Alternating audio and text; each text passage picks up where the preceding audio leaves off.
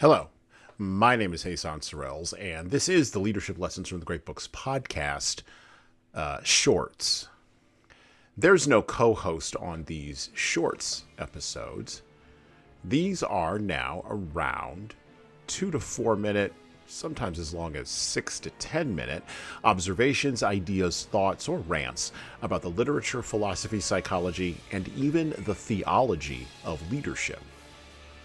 Because listening to me talk about leadership for now around 2 to 4 minutes is still better than reading and trying to understand yet another business book.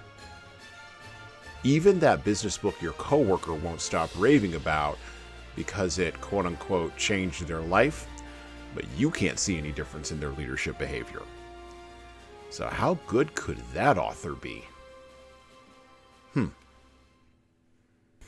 We talk a lot on this podcast about the challenges inherent in critical thinking in the world of leadership and literature here at the end of the first 25 years of the 21st century.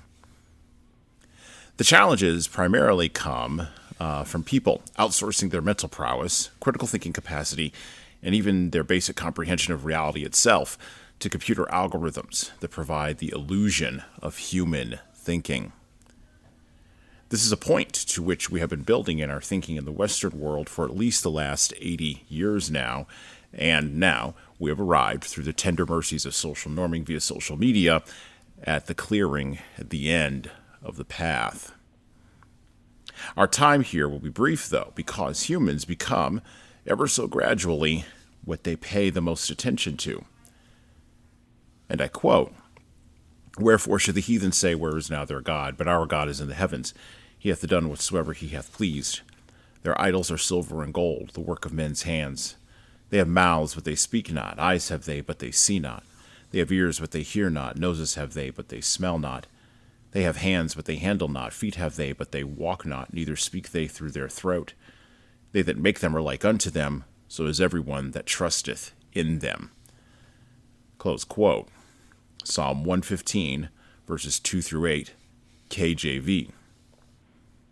Since reality and the consequences that spring forth from it, like Athena from the head of Zeus, are inevitable, it is quite likely that Western man's thinking will come more and more to resemble the heathen idols of mechanism, algorithms, and ease that he pays attention to.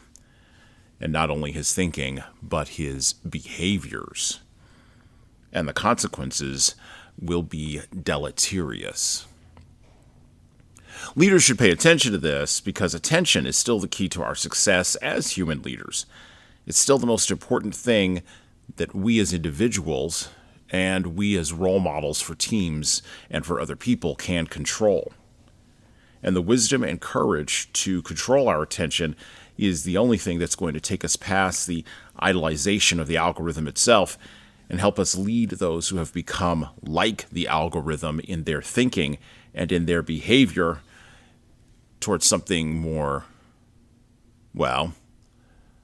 human. Something better. This still remains the work worth doing. And that's it for me.